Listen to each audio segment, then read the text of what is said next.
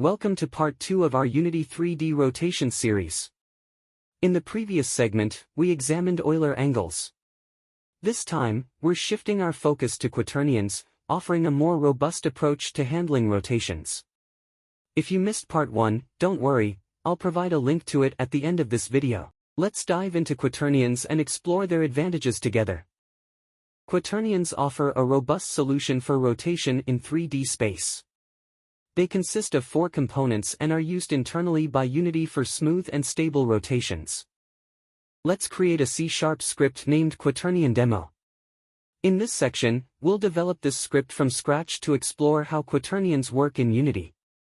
Follow along as we write and test the script to see quaternions in action.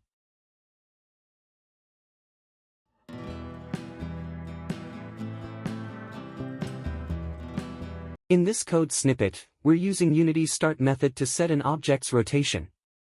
When the game begins, transform.rotation is updated with a new rotation defined by Quaternion Euler, 30, 45, 60.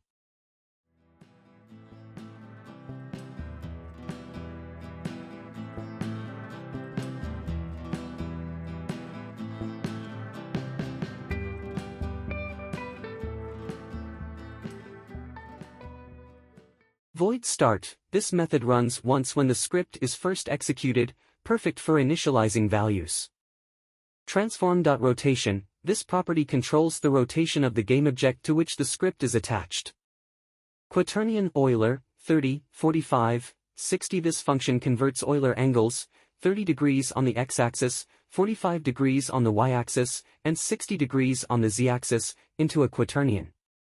Quaternions are used in Unity to avoid issues like gimbal lock that can occur with Euler angles.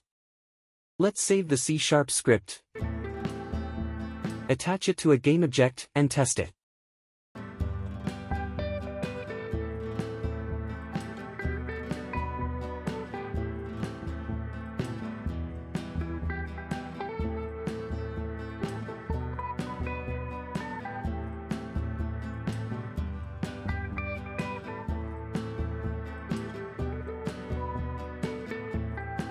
Pros of Quaternion: avoids gimbal lock.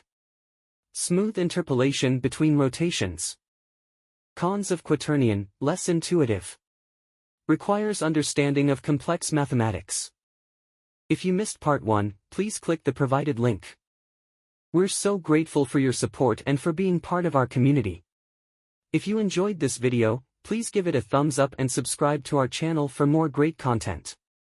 Your likes and subscriptions mean the world to us. Thank you for watching.